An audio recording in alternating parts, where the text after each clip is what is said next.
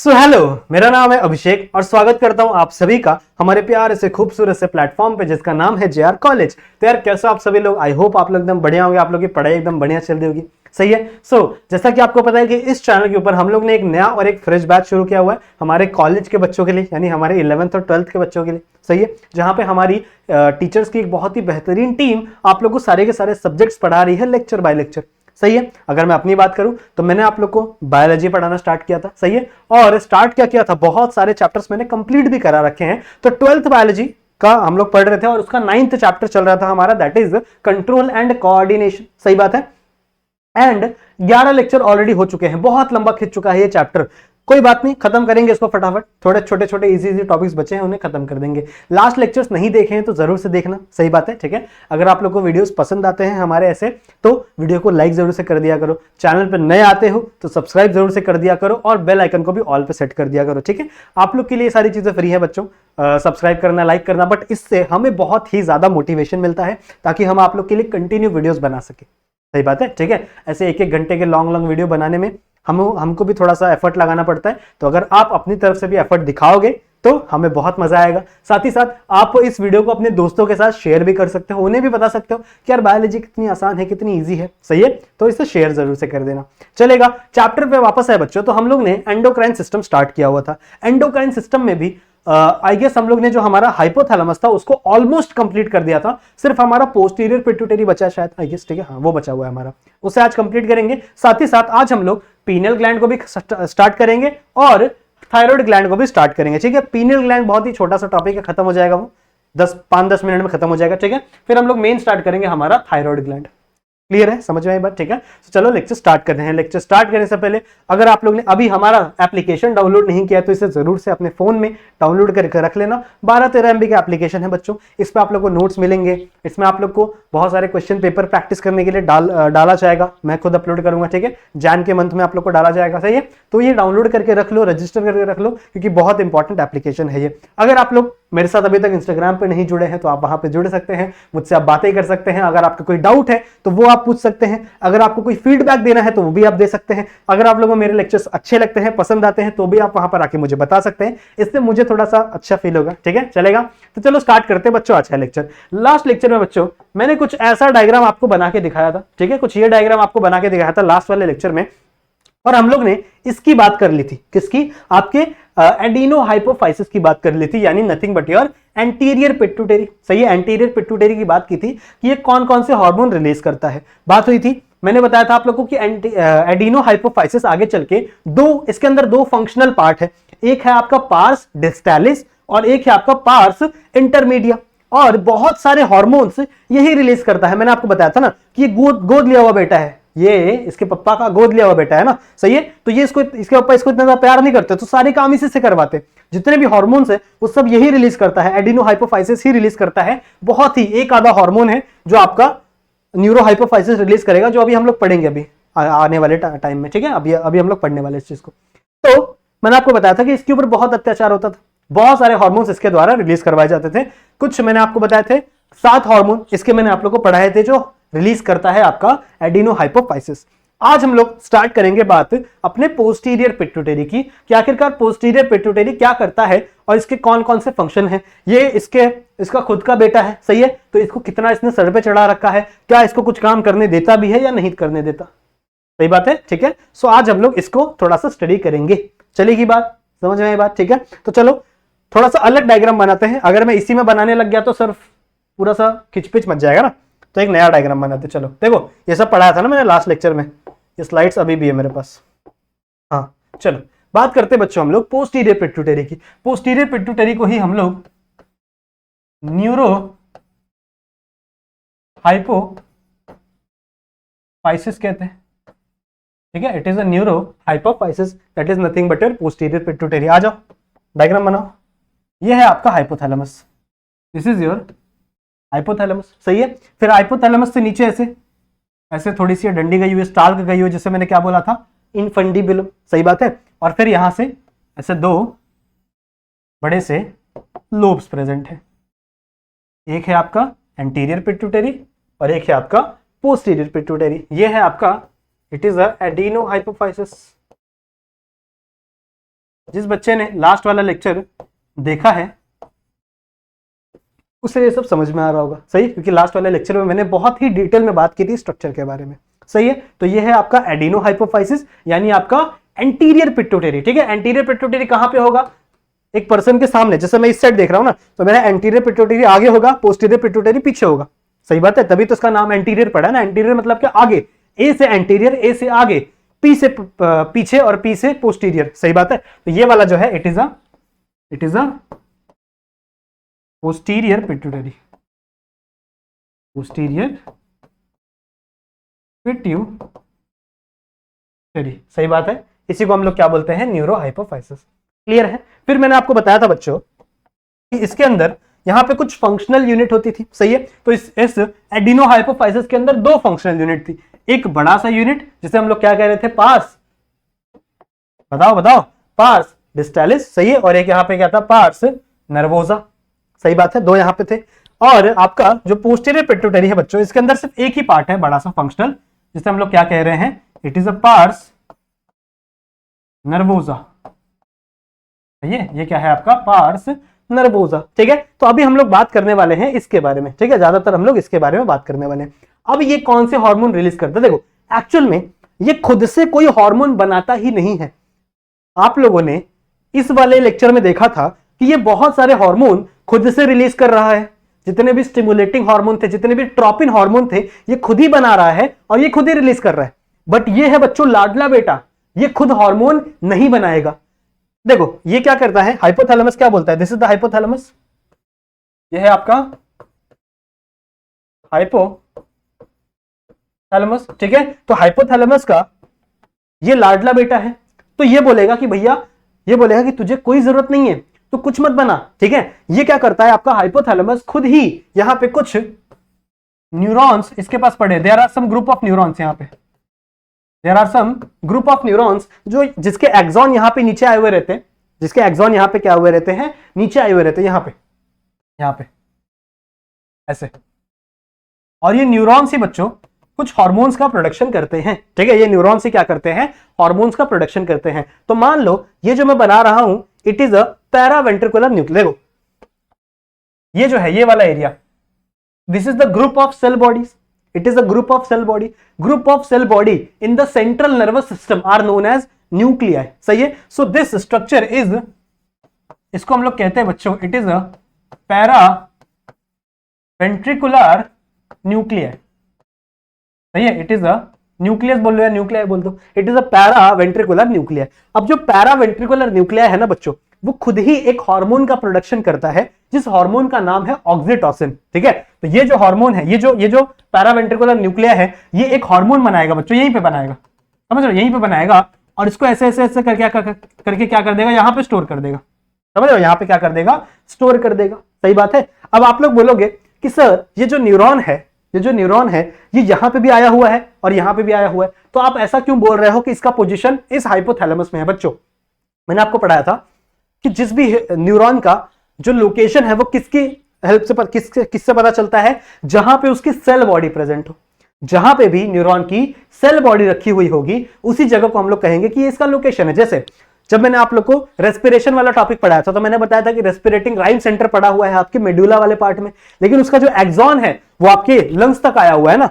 तो जो, अब मैं तो ये नहीं बोल सकता कि आपका जो रेस्पिरेटरी राइम सेंटर है वो लंग्स में प्रेजेंट है, ऐसा नहीं, उसका सेल बॉडी कहां प्रेजेंट है, आपके मेडुला में प्रेजेंट है, दैट्स व्हाई इसका पोजीशन क्या हुआ, मेडुला। सिमिलरली यहां पे भी जो पैरावेंट्रिकुलर न्यूक्लियस है कहां प्रेजेंट है बच्चों, हाइपोथैलेमस पे प्रेजेंट है, और इसका न्यूक्लियस कहां आया हुआ रहता है, इस पोस्टीरियर पिट्यूटरी में, यानी कि आपका अपना न्यूरो हाइपोफाइसिस में आया हुआ है, सही है। अब देखो ये कोई हार्मोन को बना ही नहीं रहा, ये कोई हार्मोन का नहीं बना रहा, ये सिर्फ क्या कर रहा है, यहां से देखो ये जो पैरावेंट्रिकुलर न्यूक्लियस है ना, ये बनाता है ऑक्सीटोसिन, ठीक है। ये क्या बनाता है, जो ये बनाया है, this is the oxytocin. Oxytocin नाम का एक हार्मोन है, ठीक है, जो बनाता कौन है, ये न्यूक्लियाई बनाता है, और ये लाकर बस यहां पे स्टोर कर देता है, सही है। और जब भी टाइम होगा, जब भी इसको लगेगा कि हाँ भैया अब ऑक्सीटोसिन की जरूरत है, तो ये क्या कर देगा, रिलीज कर देगा। मान लो यहाँ पे ब्लड वेसल आई है, ठीक है, तो ये क्या कर देगा, ये ऑक्सीटोसिन को यहाँ पे क्या कर देगा, इस ब्लड वेसल के अंदर रिलीज कर देगा, समझ में आई बात, ठीक है। तो यहां से हमको ये पता चलता है कि पोस्टीरियर पिट्यूटरी कभी भी खुद कोई भी हार्मोन को नहीं बनाता, क्योंकि ये लाडला बेटा है बच्चों। सही बात है, ठीक है। सो ये कोई भी हार्मोन को नहीं बनाता। इसका फंक्शन क्या है? इसका फंक्शन है to store and release hormone. ये सिर्फ बच्चों हार्मोन को स्टोर करके रखता है और उसको रिलीज करता है। हाइपोथैलेमस बोलता है बेटा तू कुछ मत कर, तू मेरा बेटा है, तू कुछ मत कर, सही है, मैं तेरे लिए सब कुछ करूंगा, मैं ही इस हार्मोन को बनाऊंगा, तू सिर्फ क्या कर, अपने पास स्टोर करके रख, और जब भी टाइम आएगा ना तब इसका क्या कर देना, इसको रिलीज कर देना। सही बात है। तो इसका सिर्फ इतना सा काम है, it use as to store and release hormone. कौन से हार्मोन की बात की हम लोग ने? ऑक्सीटोसिन की बात की। कहां पे बनता है ऑक्सीटोसिन? पैरावेंट्रिकुलर न्यूक्लियाई में। थोड़ा लिख ले इसके बारे में, थोड़ा लिख ले, आ जाओ थोड़ा लिख लेते हैं। बात कर रहे हैं बच्चों हम लोग ऑक्सीटोसिन की बात कर रहे हैं, ठीक है। ये हार्मोन कहां पे बनता है? ये बनता है आपके दैट इज न्यूरोहाइपोफाइसिस में रिलीज होता है, ठीक है, नहीं रिलीज होता है। एक्चुअली इसका प्रोडक्शन कहां होता है? दैट इज आपके पैरा वेंट्रिकुलर न्यूक्लियस में का प्रोडक्शन हो रहा है। सही है। इसको रिलीज कौन कर रहा है? इसको रिलीज कर रहा है बच्चों आपका न्यूरो हाइपोफाइसिस, ठीक है। ये क्या कर रहा है? इसको रिलीज कर रहा है। सही है। अब इसके फंक्शन क्या है? देखो ऑक्सीटोसिन के फंक्शन क्या है? ऑक्सीटोसिन को बच्चों हम लोग प्यार से, इसका एक और नाम है, इसे हम लोग प्यार से लव हार्मोन बुलाते हैं। इसे हम लोग प्यार से क्या बुलाते हैं? लव हार्मोन बुलाते हैं बच्चों, ठीक है। एक्चुअली में देखो लव हार्मोन क्यों बुलाते हैं पता है? एक्चुअली में ये जो हार्मोन है इसका एक्चुअल में फंक्शन है कि ये करवाता है कॉन्ट्रैक्शन ऑफ स्मूथ मसल।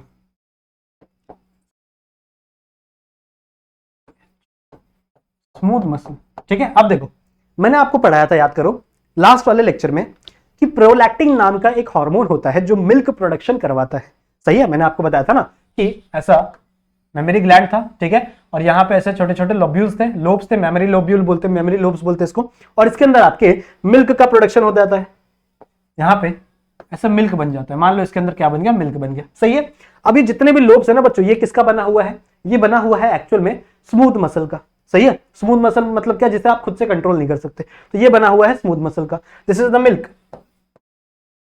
सही है। ये क्या है? आपका मिल्क है। क्लियर है? समझ में आई बात? ठीक है। अब देखो ये ना प्रोलैक्टिन सिर्फ इसका फॉर्मेशन करवा देता है, इसको रिलीज नहीं करवाता। लेकिन जब एक मम्मी, ठीक है, एक मम्मी जब अपने बेटे को देखती है, जब उनका बेटा रोता है, हम लोग ऐसा बोल सकते हैं, जो छोटा सा बच्चा है जब वो रो रहा है, जब उसको टच करती है तो उनके ब्रेन में ऑक्सीटोसिन रिलीज होता है। समझ रहे हो? And oxytocin is nothing but your love hormone. मतलब उस मम्मी को, उस बच्चे को देख के मम्मी के दिल में बहुत ज्यादा प्यार, हम लोग बोल सकते हैं, आता है उस बच्चे के लिए। और ऑक्सीटोसिन क्या फंक्शन है? It contract the smooth muscle. मतलब वो क्या करेगा? स्मूथ मसल को कॉन्ट्रैक्ट कर देगा, जिसकी वजह से ब्लड क्या हो जाएगा? इस निप्पल के थ्रू यहां से बाहर आ जाएगा। समझ रहे? इस निप्पल के थ्रू यहां से बाहर आ जाएगा। क्लियर है? ठीक है। सो ऑक्सीटोसिन का एक्चुअल में फंक्शन क्या है? It contract the smooth muscle. Clear है? और इसको लव हार्मोन भी बोलते हैं। जब भी आपकी बॉडी से ऑक्सीटोसिन रिलीज होगा आपको बहुत ही अच्छा फील होगा, प्यार एकदम, समझ लो, प्यार व्यार वाला फील होगा। एक्चुअल में ऐसे जो ये होते हैं हस्बैंड वाइफ होते हैं जो काफी सालों से एक दूसरे के साथ है, 10 साल से 15 साल से एक दूसरे के साथ है, उनके अंदर ऑक्सीटोसिन रिलीज होता है। ठीक है। ये जो नॉर्मल लव होता है ना आजकल लड़के लड़कियों का, गर्लफ्रेंड बॉयफ्रेंड का, उसके अंदर ऑक्सीटोसिन नहीं होता। उसमें कुछ 3 हार्मोन रिलीज होते हैं एक्चुअल में। उनके नाम नहीं याद आ रहे मेरे को। एक्चुअल में एक होता है आपका एंड्रोजन, ठीक है, एंड्रोजन नहीं यार, बताऊंगा मैं आप लोग कभी, ठीक है, वो अभी याद नहीं आ रहा मेरे को, एक्चुअल में बताऊंगा मैं आप लोगों को, ठीक है। बट वो ऑक्सीटोसिन नहीं होता, ठीक है, वो ऑक्सीटोसिन वाला इफेक्ट नहीं होता, वो एक दूसरा हार्मोन रिलीज होता है। 3 हार्मोन का इन्फ्लुएंस होता है वो, ठीक है। तो वो मैं आप लोग कभी और डिस्कस करेंगे। बट ऑक्सीटोसिन क्या है? एक टाइप का लव हार्मोन है बच्चों। क्लियर है? समझ में आ रही बात? ठीक है। और ऐसा पाया गया है कि मदर के अंदर, जो मम्मी होती है ना हमारी, मम्मी के अंदर सबसे ज्यादा ऑक्सीटोसिन रिलीज होता है। हमेशा मदर के अंदर ऑक्सीटोसिन की लेवल बहुत ही ज्यादा होती है। इसीलिए हम लोग कहते हैं ना कि मम्मी के प्यार से जैसा कोई प्यार ही नहीं है दुनिया में। मम्मी की जो ममता है, मम्मी का जो प्यार है, वो इस दुनिया में अनबीटेबल है। उनके जितना प्यार कोई कर ही नहीं सकता, which is true, because science ने भी प्रूव किया है कि मम्मी के अंदर ऑक्सीटोसिन का लेवल बहुत ज्यादा होता है। समझ में आ रही बात? ठीक है। सो इसका फंक्शन एक तो ये आपको समझ में आ गया, समझ में आई बात? ठीक है, समझ में आई बात? इसका एक फंक्शन हो गया। एक आपने देख लिया इजेक्शन ऑफ मिल्क, लिख लें यहां पे, इजेक्शन ऑफ मिल्क एक इसका फंक्शन है। दूसरा याद करो, सेकंड लेसन में मैंने आप लोगों को पढ़ाया था डिलीवरी के टाइम पे जब एक बच्चा जब मम्मी को लेबर पेन होता है, जब बच्चे की डिलीवरी हो रही होती है, तो उस टाइम पे भी जो आपका यूट्रस होता है, uterus, this is the uterus, this is the cervix, सही है, and this is the vagina, पढ़ा है ना हम लोग ने सेकंड लेसन में। तो आपका जो यूट्रस है ना, वो पूरा यहाँ पे इसका जो मायोमेट्रियम है, अंदर वाली जो बीच वाली लेयर है, वो बच्चों स्मूथ मसल से बनी हुई रहती है। इससे बनी है स्मूथ मसल से, सही है। तो जब इसके ऊपर ऐसे थोड़े थोड़े, इसके ऊपर थोड़े थोड़े आके ऑक्सीटॉक्सिन लगते हैं ना, तो ये स्मूथ मसल ऐसे कॉन्ट्रैक्ट होती है। ये स्मूथ मसल जैसे कॉन्ट्रैक्ट होती है, यहाँ पे स्ट्रेच, अब देखो यहाँ पे बेबी है आपका बीच में, ऐसा आपका बेबी है, तो जैसे ये कॉन्ट्रैक्ट होगा आपका बेबी का आएगा नीचे आएगा, जैसे ये नीचे आएगा ये क्या होगी, स्ट्रेच होगी। जैसे ये स्ट्रेच होगी आपके मम्मी के ब्रेन को और सिग्नल देता है और ऑक्सीटॉक्सिन रिलीज करने का, और ऑक्सीटॉक्सिन रिलीज होता है तो यहाँ पे और स्ट्रेच होता है, समझ रहे हो। It is a kind of positive feedback mechanism, सही है। और यहाँ पे बेबी की डिलीवरी हो पाती है, तो डिलीवरी के टाइम पे भी आपका ऑक्सीटॉक्सिन रिलीज होता है, समझ रहे हो। लेबर के टाइम पे, लेबर लिख दो, समझ में आई बात, ठीक है। So this is the function of the oxytocin, जो कहां से रिलीज हो रहा है बच्चों, आपके पोस्टीरियर पिट्यूटरी से, यानी आपके न्यूरो हाइपोफाइसिस से, and it is the one of the hormone. Clear है, क्लियर है, समझ में आ गई बात, ठीक है। अच्छा, यहां पे बच्चों एक और न्यूक्लियस का ग्रुप होता है, यहां पे बच्चों एक और न्यूक्लियस का ग्रुप यहां पे प्रेजेंट होता है, जिसका फंक्शन क्या है, जिसका फंक्शन है एक और हार्मोन को रिलीज करना, ठीक है, समझ में आई बात। ओके, तो यहां पर बच्चों एक और न्यूक्लियस प्रेजेंट होता है, ठीक है, यहां पर एक और न्यूक्लियस प्रेजेंट होता है जिसे हम लोग क्या बोलते हैं, सुपरा ऑप्टिक न्यूक्लियस, ठीक है। ध्यान से सुनो क्या बोल रहा हूं मैं, जैसे अभी हम लोग ने पढ़ा इसका, अभी हम लोग ने पढ़ा इसके बारे में, ठीक है। This is the paraventricular nucleus, जो क्या बना रहा है, आपका ऑक्सीटोसिन बना रहा है, सही है। सिमिलरली यहां पे there is one more group of cell bodies, सही है, और इसका जो एक्सॉन है वो कहां पे आया हुआ है, ऐसे, इसका जो एक्सॉन है वो कहां पे आया हुआ है, आपके यहां पे आया हुआ है, दैट इज पार्स नर्वोसा में, सही बात है, ठीक है। इसे हम लोग क्या बोलते हैं, it is a supra optic nucleus. Clear है, क्यों इसे न्यूक्लियस बोला है, बिकॉज पेयर या फिर बोल सकते हैं, या फिर group of cell bodies in the central nervous system, we call it as a nucleus, सही बात है। और ये कौन सा न्यूक्लियस है, it is a supra optic nucleus. अब सुप्रा ऑप्टिक न्यूक्लियस कौन सा हार्मोन रिलीज करेगा, ध्यान से सुनेंगे। यहां पर ये भी एक हार्मोन को बनाएगा, अब देखो ये भी हार्मोन को बनाएगा और डायरेक्टली कहां पे लाकर स्टोर कर देगा, आपके इस पोस्टीरियर पिट्यूटरी में लाकर स्टोर कर देगा, ठीक है। This hormone is known as vasopressin, this is the vasopressin, ठीक है, वेसोप्रेसिन है। इसे प्यार से हम लोग बच्चों ADH भी बुलाते हैं, ठीक है। It is also known as ADH, यानी एंटी डायूरनल हार्मोन। क्या है ADH का full form, it is anti diurnal hormone. Clear है, समझ में आ रही है बात, समझ में आ रही है बात, ठीक है। सो आई होप आप लोगों को इतना समझ में आया। क्या बोला है मैंने, जो आपका पोस्टीरियर पिट्यूटरी है वो खुद कोई काम नहीं करता, वो क्या करवाता है, वो इससे काम करवाता है, क्योंकि ये मैंने आप लोगों को बोला ना, ये इसका खुद का बेटा है, तो ये नहीं चाहता, बोलता है यार तू कुछ मत कर, तू सिर्फ क्या कर, स्टोर करके रख और रिलीज कर देना जब मैं बोलूंगा, ठीक है। प्रोडक्शन कौन करवा रहा है, आपका हाइपोथैलेमस ही करवा रहा है। हाइपोथैलेमस में यहाँ पे दो न्यूक्लियस हम लोग ने पढ़े, एक है आपका पैरावेंट्रिकुलर न्यूक्लियस जो ऑक्सीटोसिन बना रहा है, और एक दूसरा क्या था अपना, that is supra optic nucleus, जो कि क्या बना रहा है, वेसोप्रेसिन बना रहा है, that is nothing but your ADH। आ जाओ पढ़ते, आ जाओ इसको एक एक करके पढ़ते हैं, ठीक है। नेक्स्ट दूसरा हार्मोन कौन सा है, that is nothing but your vasopressin, ठीक है। इसे हम लोग प्यार से क्या बोलते हैं, it is the ADH। ADH का फुल फॉर्म मैंने अभी आप लोगों को बताया, ADH का फुल फॉर्म है बच्चों एंटी डायूरनल हार्मोन, सही है। ये हम लोग किडनी में पढ़ते हैं हार्मोन, ठीक है, तो ये हम लोग किडनी में पढ़ते हैं। डायूरिनल क्या होता है, यूरिन, जब किसी पर्सन को बहुत ज्यादा यूरिन हो रहा है तो उसे हम लोग डायूरिनल बोलते हैं। लेकिन यहां पे बच्चों वर्ड यूज किया गया है एंटी। एंटी मतलब क्या, देखो मान लो आप ऐसे कंडीशन में फंस गए, मान लो आप लोग रेगिस्तान में फंस गए, ठीक है, आप बेयर ग्रिल्स हो और आपको मैंने किसी रेगिस्तान में लाके छोड़ दिया, अब आपके पास पानी नहीं है, ठीक है, आपके पास पानी नहीं है, तो आपको एक चीज का खतरा है, आपके बॉडी में बच्चों डिहाइड्रेशन हो सकती है। आपको डिहाइड्रेशन मतलब क्या, पानी की कमी। अगर आपको डिहाइड्रेशन हो गई तो आपको बहुत सारी बीमारियां हो जाएंगी, और आपकी डेथ भी हो सकती है अगर डिहाइड्रेशन को जल्दी से ठीक ना किया गया। सही है, तो मान लो आप किसी रेगिस्तान में घूम रहे हो और डिहाइड्रेशन हो गई है, सही है, डिहाइड्रेशन होने वाली है, तो आपका बॉडी क्या करेगा, आपका बॉडी हर जगह से पानी को प्रोटेक्ट करने की कोशिश करेगा। वो चाहेगा कि यार ये जो पानी है ना मैं लॉस कर रहा हूं ना, इससे बहुत हद तक मैं कम कर सकूं, ठीक है, पानी कम कर सकूं। तो उस टाइम पर, ठीक है, उस टाइम पर आपके ब्रेन से क्या रिलीज होगा, एडीएच रिलीज होगा, that is nothing but your vasopressin, ठीक है, वेसोप्रेसिन रिलीज होगा। क्या करेगा ये, आपके बॉडी के अंदर जितने भी यूरिन के अंदर जो पानी निकल रहा है ना उसे रीअब्सॉर्ब कर लेगा। जो भी यूरिन बन रहा था क्या कर लेगा, ये यूरिन के अंदर जितना भी वाटर कंटेंट है उसे क्या कर लेगा, वापस रीअब्सॉर्ब करके ब्लड के अंदर डाल देगा। ठीक है, अब आप लोग बोल रहे होंगे सर ये कितना गंदा है, वाटर, यूरिन में से वाटर निकाल के डाला जा रहा है। बच्चों जो आपका यूरिन है वो किससे बना था, ब्लड से ही बना था ना, ब्लड को प्यूरिफाई करके ही यूरिन बना था। तो आपके वेसोप्रेसिन ने क्या किया, एडीएच ने क्या किया, इसने नॉर्मली आपके जो यूरिन के अंदर जितना भी वाटर कंटेंट था उसे क्या कर लेगा, वो फटाक से ब्लड के अंदर डाल देगा, वापस पानी का कंटेंट ब्लड के अंदर डाल देगा, जिसकी वजह से यूरिन की क्वांटिटी क्या हो जाएगी, कम हो जाएगी। सही बात है, तो पहला फंक्शन क्या हो गया, to reduce the quantity of urine. समझ में आ रही है बात,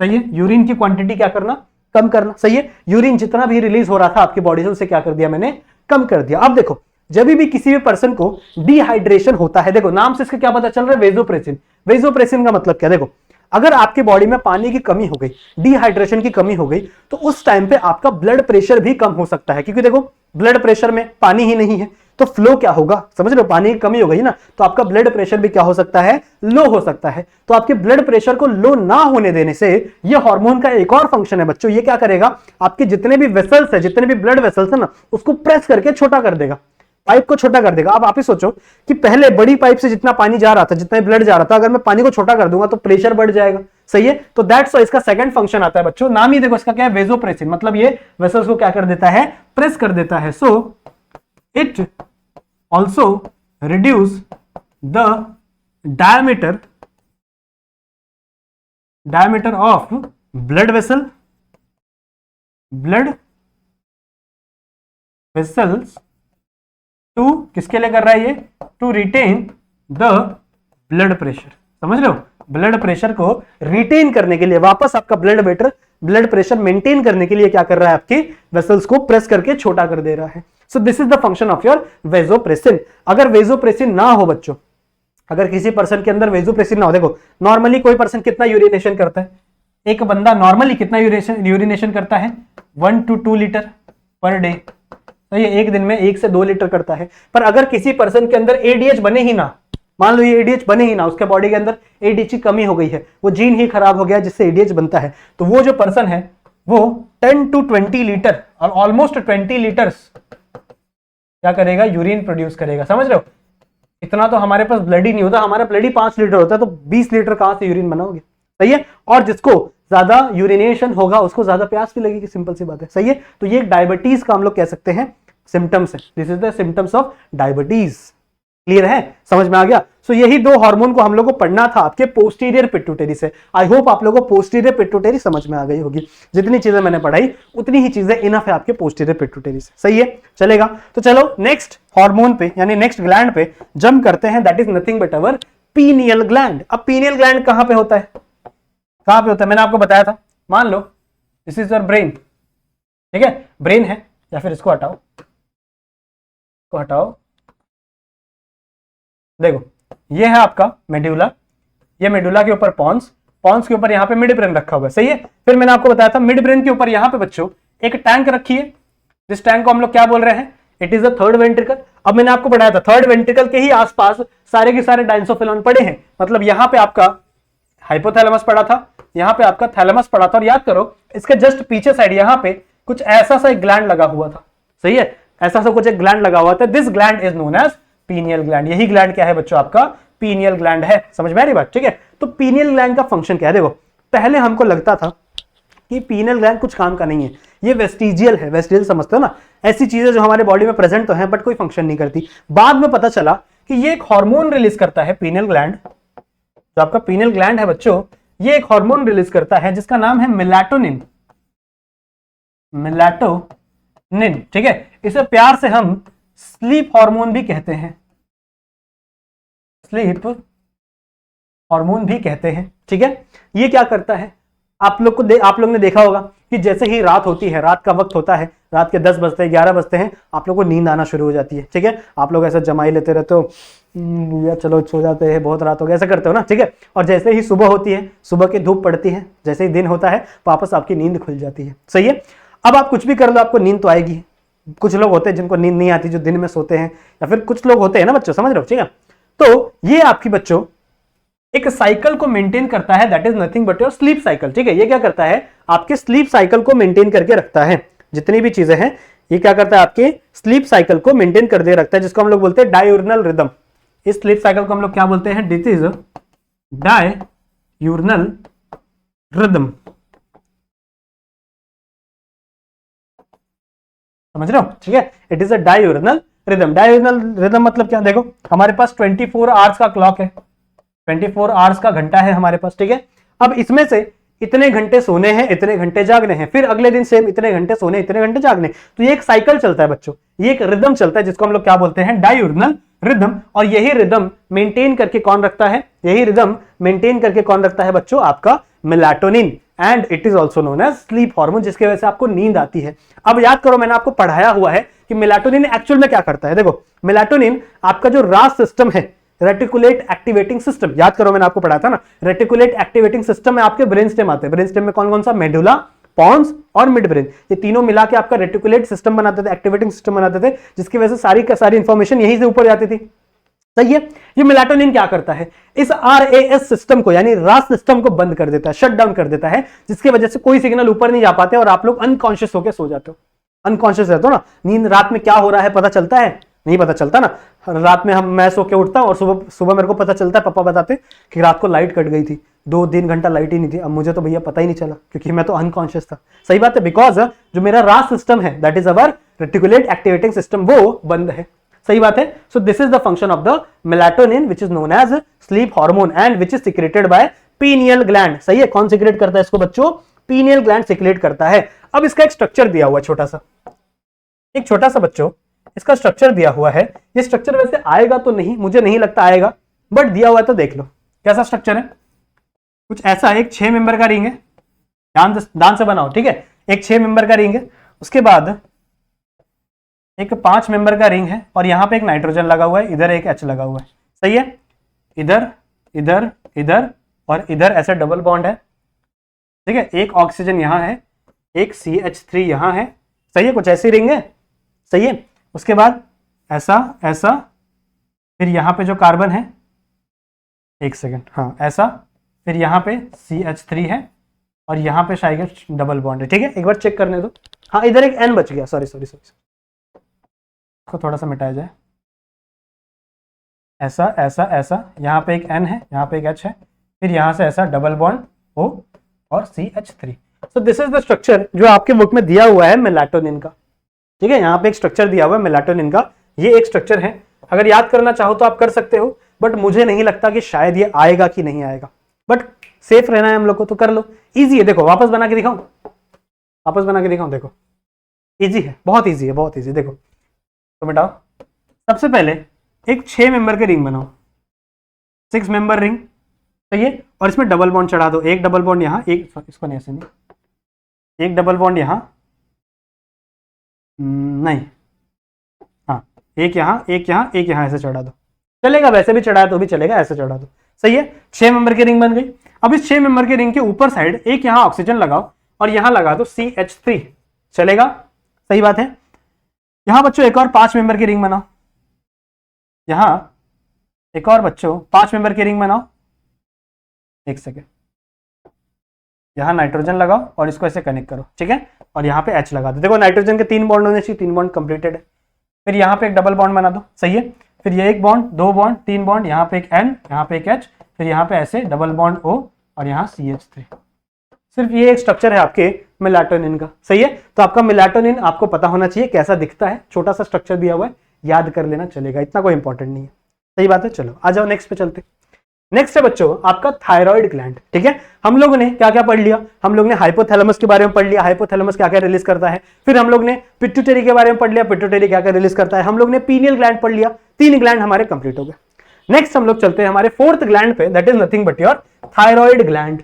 अब थायराइड ग्लैंड कहां प्रेजेंट होता है, सबसे पहले इसकी लोकेशन जाननी है, कहां प्रेजेंट होता है।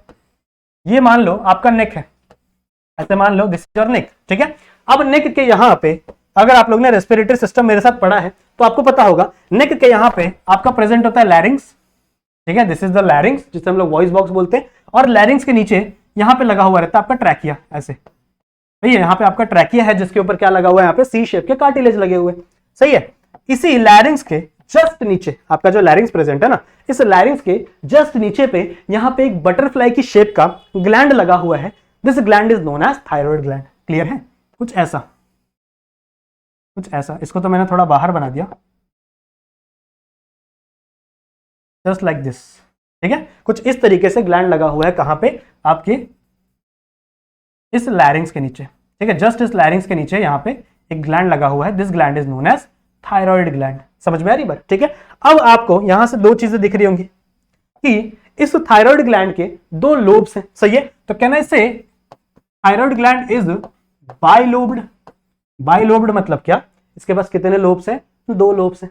सही है, अब इसके बारे में मुझे थोड़ा सा और डिटेल में बात करना है, तो इसका थोड़ा बड़ा स्ट्रक्चर बनाते हैं। इस थायराइड ग्लैंड का, एक सेकेंड,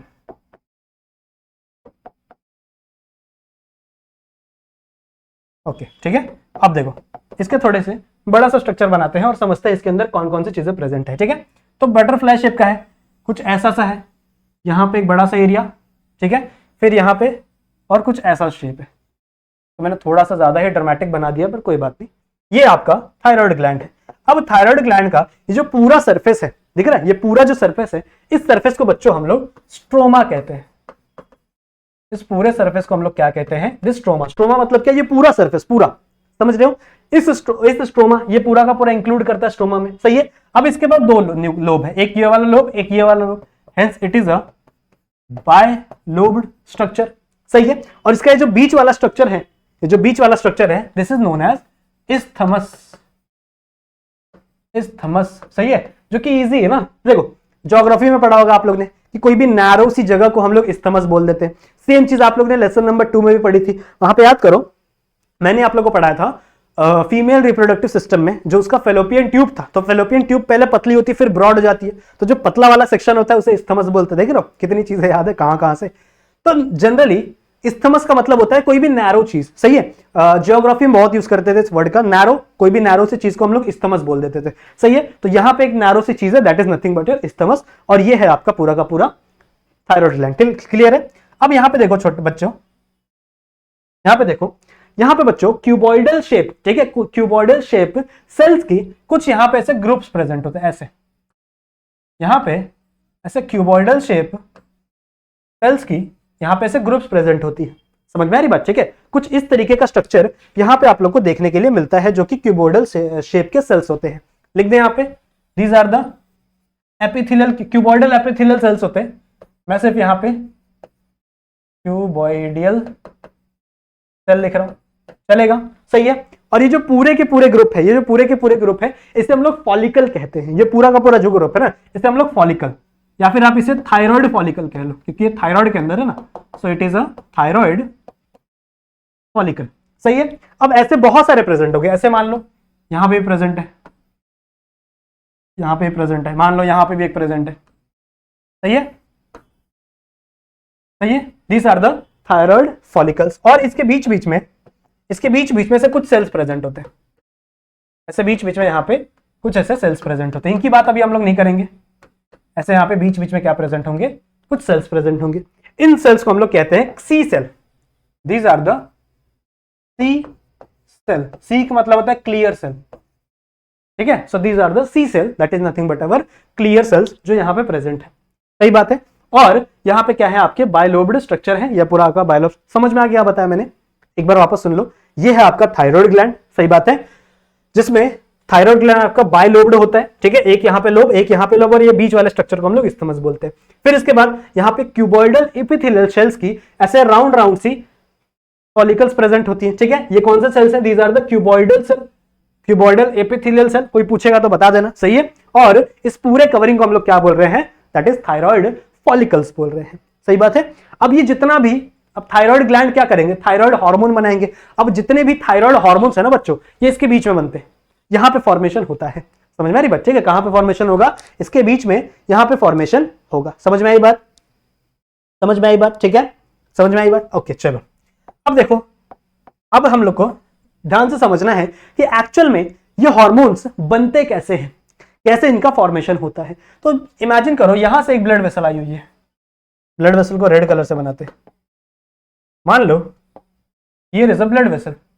अब आपको पता है कि हम लोग जब सॉल्ट खाते हैं, सॉल्ट, तो कहा जाता है कि हमेशा आयोडीन वाला सॉल्ट खाना चाहिए, आयोडीनेटेड सॉल्ट खाना चाहिए, सही है ना। बहुत सारे अलग अलग कंपनीज के सॉल्ट आते हैं, उसमें बोलते हैं हमारे पास आयोडीन है, ये है, ऐसे वो है, फलाना है। कहने का मतलब ये है कि हम जो सॉल्ट खाते हैं बच्चों, उसके अंदर आयोडीन होना चाहिए। अब हमारे पूरे के पूरे बॉडी में जो आयोडीन का यूज है ना, वो सिर्फ यहीं पे होता है, सिर्फ यहीं पे। आयोडीन का और कोई यूज ही नहीं है। तो आपके ब्लड में मान लो आयोडीन है, अभी जितना भी आयोडीन है ना, आपके ये सेल्स इसको खींच लेंगे यहां से, ये आयोडीन को, तो ये ट्रैप हो जाएगा यहाँ पे, इसके अंदर पूरा आयोडीन भर जाता है। समझ लो, इसके अंदर क्या भर जाता है? यहाँ पे आयोडीन भर जाता है, इसके अंदर भी, सबके अंदर पूरा आयोडीन भर जाता है। इसको कौन ट्रैप कर रहा है? ये क्यूबॉइडल सेल्स ट्रैप कर रहे हैं, जो कि कहां प्रेजेंट था? आपके ब्लड में प्रेजेंट था। क्यों प्रेजेंट था? क्योंकि आपने कुछ खाया है, आयोडीन वाली चीज है, नमक खाया आप लोग ने, सही बात है, जिसके वजह से यहाँ पे आयोडीन प्रेजेंट है। फिर बच्चों, इसके बीच में एक प्रोटीन बनता है, जिसे हम लोग थायरोग्लोबिन कहते हैं। यहाँ पे एक प्रोटीन बनता है बच्चों, जिसे हम लोग क्या बोलते हैं? थायरोग्लोबिन। अब याद करो, मैंने आप लोगों को पढ़ाया है कि प्रोटीन किससे बनता है। याद करो, प्रोटीन का प्रिकर्सर क्या है? प्रोटीन बच्चों बनता है अमाइनो एसिड से, सही बात है। तो यहां पे बहुत सारे अमाइनो एसिड्स की ऐसे चेन बन जाएगी, ऐसा चेन बन जाएगी। This chain is nothing but a protein, and this protein is known as thyroglobin. Thyroglobin, समझ में आ रही बात? ठीक है, this is known as thyroglobin. Clear है? अब देखो, इसके अंदर जो प्रोटीन बनता है, इसके अंदर जो थायरोग्लोबिन बनता है ना, इसके अंदर एक बहुत ही इंपॉर्टेंट अमाइनो एसिड आता है। उस अमाइनो एसिड का नाम है बच्चों टायरोसिन। ठीक है, तो एक बहुत ही इंपॉर्टेंट अमाइनो एसिड आता है बच्चों, जिसका नाम है टायरोसिन। वो कहीं कहीं पे लग जाता है। तो मान लो एक टायरोसिन यहां लग गया, ये जो कौन से कलर से बना है? चलो व्हाइट कलर से बनाते हैं, ठीक है। तो व्हाइट कलर से जो मैं अमाइनो एसिड बना रहा हूं, मान लो दिस इज द टायरोसिन, और ये बीच बीच में कोई दूसरे अमाइनो एसिड लगे। होगा क्या? इस टायरोसिन पे अब आके आयोडीन चिपक जाएगा, इसके ऊपर अब आके कौन चिपक जाएगा? आयोडीन। तो मान लो किसी के ऊपर एक आयोडीन चिपक गया, सही है, किसी के ऊपर 2 आयोडीन चिपक गया, मान लो यहाँ पे 2 आयोडीन चिपक गया। ठीक है, इसको थोड़ा अच्छे से बनाते, काम करते अपन अच्छे से बनाते। तो मान लो दिस इज द थायरोग्लोबिन, ये वहीं की बात हो रही है, ठीक है, दिस इज द थायरोग्लोबिन। ठीक है, कहां प्रेजेंट है थायरोग्लोबिन? अभी भी आपको पता होना चाहिए थायरोग्लोबिन कहां प्रेजेंट है? इस फॉलिकल के अंदर प्रेजेंट है। ठीक है, बस इसको मैं बाहर निकाल के थोड़ा आपको अच्छे से बता रहा हूं। अब इसके अंदर एक बहुत ही मेन प्रोटीन, बहुत ही मेन अमाइनो एसिड होता है, क्योंकि आपको पता है ना, जितने भी प्रोटीन है वो अमाइनो एसिड से बने हुए। तो इसके अंदर एक बहुत ही मेन अमाइनो एसिड होता है बच्चों, जिसे हम लोग कहते हैं टायरोसिन। तो मान लो ये जो मैं ब्लू कलर से बना रहा हूं, this is tyrosine, suppose this is tyrosine, सही है। क्या है? ये टायरोसिन है। अब जितने भी टायरोसिन है, उनके ऊपर बच्चों आके आयोडीन चिपक जाता है। देख रहे हो, ये जो आयोडीन आपके इस क्यूबॉइडल सेल्स ने पकड़ा था, इस सेल के आपके ब्लड वेसल्स के अंदर से, ये आके चिपक जाता है किसके ऊपर? इन टायरोसिन के ऊपर। तो किसी के ऊपर एक टायरोसिन, एक आयोडीन लगता है, सही है, किसी के ऊपर 2 लग जाता है, किसी के ऊपर एक ही लगता है, समझ रहे हो, एक ही लगता है। तो ये पॉसिबिलिटीज है बच्चों, सही है। इनके ऊपर क्या लग जाता है बच्चों? आके आयोडीन। जैसे ही इनके ऊपर आयोडीन आके लगता है, इनके भी ऊपर आयोडीन आके लगता है, ये बीच के जो अमाइनो एसिड्स है ना, ये टूट जाते हैं। ये बीच के अमाइनो एसिड क्या हो जाता है? ऐसे टूट जाते हैं, और सिर्फ यही बचते हैं यहाँ पे, समझ रहे हो, सिर्फ यही यहाँ पे फॉर्म होता है, कुछ ऐसा स्ट्रक्चर, समझ रहे हो। तो सिर्फ यही बचे यहाँ पे, कौन से? ऐसे टायरोसिन जिसके ऊपर क्या प्रेजेंट है? आपका आयोडीन प्रेजेंट है, एक आयोडीन प्रेजेंट है, और ऐसे टायरोसिन जिसके ऊपर क्या प्रेजेंट है? आपका 2 आयोडीन प्रेजेंट है, सही बात है। जिसके ऊपर बच्चों एक टायरोसिन, ऐसे टायरोसिन जिसके ऊपर एक प्रेजेंट है आयोडीन, इसको हम लोग कहेंगे this is mono iodo tyrosine. ठीक है, this is mono iodo tyrosine. Why it is mono iodo tyrosine? Because it has only one iodine molecule. सही बात है। वही अगर मैं इसकी बात करूं, इसको क्या कहेंगे, इसे हम लोग कहेंगे बच्चों it is a diiodotyrosine. समझ में आई बात, it is a diiodotyrosine. तो दो चीजें फॉर्म हो गई, एक आपका मोनो आइडोटायरोसिन और एक आपका डाई आइडोटायरोसिन। लेकिन अभी तक हम लोग को यह नहीं पता चला कि एक्चुअल में आपका थायराइड ग्लैंड कैसे बनता है, थायराइड हार्मोन कैसे बनता है। ठीक है, तो देखो आप देखो ये दोनों थायराइड हार्मोन है। क्या होता है आपका जो मोनो वाला जो स्ट्रक्चर है और जो आपका डाई वाला जो स्ट्रक्चर है, समझ रहे हो, मोनो वाला स्ट्रक्चर और डाई वाला स्ट्रक्चर, कौन कौन से मोनो, ये आपका मोनो आयोडोटायरोसिन और ये आपका डाई आयोडोटायरोसिन। जब ये दोनों एक दूसरे के साथ चिपकते हैं तो ये बनाते हैं बच्चों ट्राई आयोडो टायरोनिन। देखो यहां पे नाम चेंज हो गया है, ये क्या बनाते हैं, ट्राई आयोडो टायरोनिन। इसी को हम लोग T3 भी कहते हैं। Why it is T3? Because it has 3 molecule। एक मॉलिक्यूल मोनो से आया, एक मॉलिक्यूल, दो मॉलिक्यूल डाई से आए हैं। सिमिलरली ऐसा भी हो सकता है बच्चों कि एक आएगा, एक आपका डाई प्लस डाई, मतलब एक आपका डाई आइडो और दूसरा भी डाई आइडो, दोनों एक साथ कंबाइन हो गए तो यहां पे बनेगा बच्चों आपका टेट्रा आइडो टायरोनिन। समझ रहे हो, and this is the T4। इसको हम लोग क्या बोलते हैं, T4। और इसी चीज को एक और नाम है, इसी चीज को बच्चों हम लोग थायरॉक्सिन भी कहते हैं। इसी का एक और नाम है, इसी को हम लोग थायरॉक्सिन भी कहते हैं। बन गया ये जो T3 और T4 है, दिस इज योर, जो आपके T3 और T4 है, this is your thyroid hormone. यही आपके हार्मोन है, this is the thyroid hormone. तो समझ में आ गया थायराइड हार्मोन कैसे बनता है, समझ में आ गया। एंड आयोडीन का कितना इंपॉर्टेंट रोल है इसके फॉर्मेशन में, इसलिए आयोडीन वाला नमक खाया करो बच्चों। ठीक है, so this is the thyroid hormone. अब इन दोनों में से ज्यादा तगड़ा कौन होगा, इन दोनों में से ज्यादा पावरफुल हार्मोन कौन सा होगा, T3 या T4?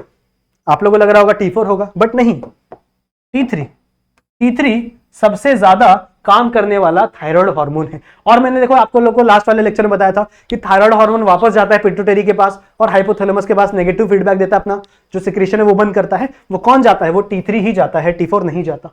समझ आई बात। लेकिन दोनों मिलाकर क्या बनाते हैं बच्चों, थायराइड हार्मोन बनाते हैं। क्लियर है, क्लियर है। Now what is the function of thyroid hormone, आ जाओ। What is the function of thyroid hormone, मैंने यहाँ पे लिखा हुआ है, it increase the BMR of the body. ये क्या करता है बच्चों, बॉडी का BMR इंक्रीज कर देता है।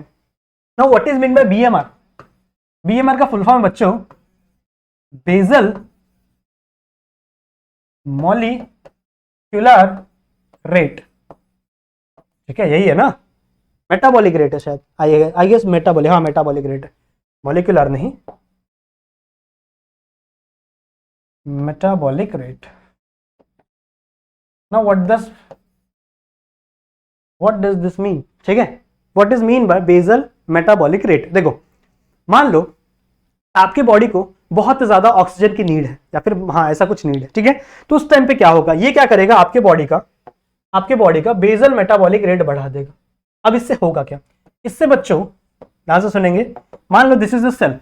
अब आप लोग को पता है इस सेल के ऊपर क्या प्रेजेंट होते हैं, सेल के ऊपर एक चीज प्रेजेंट होती है जिसे हम लोग कहते हैं सोडियम पोटेशियम पंप। याद है, sodium potassium pump. Now what does sodium potassium pump do? ये क्या करता है, ये बच्चों एक ATP को लेकर, एक ATP खाकर 3 सोडियम को बाहर फेंकता है और 2 पोटेशियम को अंदर फेंकता है। ये आप लोगों ने पढ़ा हुआ है मेरे साथ, सही है। तो 3 पोटेशियम को बाहर फेंकता, 3 सोडियम को बाहर फेंकता, 2 पोटेशियम अंदर फेंकता है। ये काम है सोडियम पोटेशियम पंप का। अब देखो इस प्रोसेस में क्या यूज हो रही है, ATP यूज हो रही है, सही बात है। तो मतलब मुझे और ATP को ब्रेक डाउन करना पड़ेगा, सही बात है। तो मान लो ATP टूटने लगेगी किसके अंदर, ADP के अंदर। ऐसी एनर्जी चेंज होती है ना, ATP किस में टूटेगी, ADP में टूटेगी, और यहां से बहुत सारा हीट रिलीज होगा बच्चों। ठीक है, यहां से बहुत सारा क्या रिलीज होगा, हीट रिलीज होगा। और इस तरीके से आपकी जो बॉडी है ना, वो खुद का टेम्परेचर बैलेंस करती है, खुद का टेम्परेचर बैलेंस करती है। मान लो बाहर बहुत ज्यादा ठंडी है, जैसे अभी ठंडियां बढ़ रही है, सही है। तो मान लो बाहर बहुत ज्यादा ठंडी है, अब आपके बॉडी का एक टेम्परेचर है 37 डिग्री सेल्सियस, जो उसको मेंटेन करके रखना है, उसको चेंज नहीं करना, सही है। तो आपकी बॉडी क्या करेगी, थायराइड हार्मोन रिलीज करेगी। थायराइड हार्मोन क्या करेगा, इस चीज को बढ़ा देगा, सही है, सोडियम पोटेशियम पंप को क्या कर देगा, बढ़ा देगा। अब जैसे ही सोडियम पोटेशियम पंप बढ़ा तो मतलब एटीपी का कंजम्पशन भी बढ़ गया, और अगर एटीपी का कंजम्पशन बढ़ा तो यानी एटीपी आपकी टूटेगी किसके अंदर, एडीपी के अंदर। और जब एडीपी के अंदर टूटती है ना बच्चों, तो वहां से हीट रिलीज होता है, and with the help of this heat आपकी बॉडी क्या रहेगी, अपना टेम्परेचर को मेंटेन कर पाएगी। समझा, आपकी बॉडी इस तरीके से अपने टेम्परेचर को मेंटेन कर पाती है। सही बात है, ठीक है। सो आई होप आप लोगों को ये समझ में आया होगा what is the function of thyroid hormone. और भी बहुत सारी चीजें, देखो थायराइड हार्मोन की वजह से ही, एक और चीज लिखवा दो कहीं पे, अच्छा भाई यार कभी कभी ना ये बोर्ड मेरी बात नहीं मानता, चलो कोई बात नहीं, ठीक है, अभी आ जाएगा, अभी आ जाएगा। आजा आजा आजा, चलो यहीं पे कहीं लिख देते, ऐसा तो चल रहा है, हाँ हाँ आ गया आ गया, ठीक है, अभी ऐसे चल रहा है। देखो ध्यान से, इसका बच्चों एक और फंक्शन है, हमेशा ऐसा लिखा रहता है कि जो थायराइड हार्मोन है, इसकी वजह से हमारे बॉडी का फिजिकल, मेंटल और सेक्सुअल डेवलपमेंट होता है। समझ रहे हो, अगर किसी भी पर्सन को थायराइड का प्रॉब्लम हो गया तो उसका मेंटल, फिजिकल, मेंटल या सेक्सुअल हेल्थ में प्रॉब्लम हो सकती है। तो मेंटल, फिजिकल और सेक्सुअल हेल्थ का डेवलपमेंट में भी बहुत ज्यादा इंपॉर्टेंट है आपका थायराइड हार्मोन। क्लियर है। अब इसके दो केसेस है, या तो आपकी बॉडी में थायराइड ज्यादा हो गया, या तो आपके बॉडी में थायराइड कम हो गया, जिसको हाइपोथायरॉयडिज्म और हाइपरथायरॉयडिज्म बोलते हैं। हाइपो मतलब कम, हाइपर मतलब ज्यादा, सही है। तो इसको हम लोग क्या करेंगे, नेक्स्ट लेक्चर में करते हैं, ठीक है, क्योंकि ऑलरेडी लेक्चर काफी बड़ा हो गया है, सही है। तो अपन क्या करते हैं, नेक्स्ट लेक्चर में अपन हाइपोथायरॉयडिज्म और हाइपरथायरॉयडिज्म करते हैं, और उसके बाद के आगे जो पैराथायरॉयड हार्मोन है, पैराथायरॉयड ग्लैंड है, वो सारी चीजें हम लोग कवर करेंगे, सही है। सो आई होप आप लोगों को ये लेक्चर पसंद आया होगा। लेक्चर पसंद आया है तो जरूर से चैनल को सब्सक्राइब करिएगा, वीडियो को लाइक करिएगा, ठीक है। मिलते हैं अगले वाले वीडियो में, और भी बहुत सारी चीजें हम लोग पढ़ेंगे। अगर पिछले वीडियोस नहीं देखी हैं तो देखेंगे सारे बच्चे जरूर से, ठीक है। बहुत सारी नई नई चीजें सीखने के लिए मिलेंगी। आने वाले कुछ लेक्चर्स में इस लेसन को हम लोग खत्म कर देंगे, और फिर 10th लेसन स्टार्ट करेंगे, जिसकी डिमांड बहुत ज्यादा आ रही है आप लोग की तरफ से। काफी इंस्टाग्राम पे मैसेज आते हैं, सही है। अगर आप लोग ने मुझे फॉलो नहीं किया तो इंस्टाग्राम पे फॉलो भी जरूर से कर लेना, वहां पे भी बहुत सारे अपडेट्स आते हैं। वहां पे भी अगर आपको मुझसे बात करनी है तो आप वहां पे मुझसे बातें कर सकते हो, मैसेज कर सकते हो, सही बात है। चलो मिलते हैं अगले वाले वीडियो में, अगले वाले लेक्चर में। तब तक के लिए कीप स्टडीइंग, बाय बाय।